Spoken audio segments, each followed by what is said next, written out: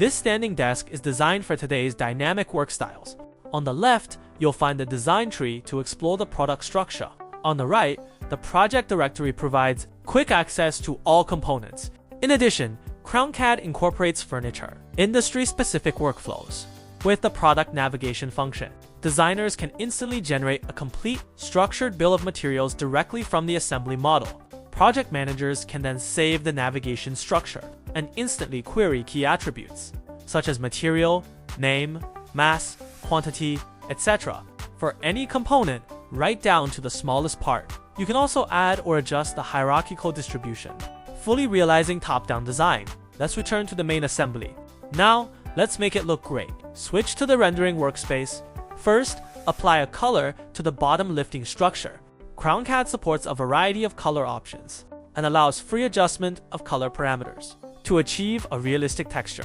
Finally, apply custom decals like your company logo or any image directly onto the surface.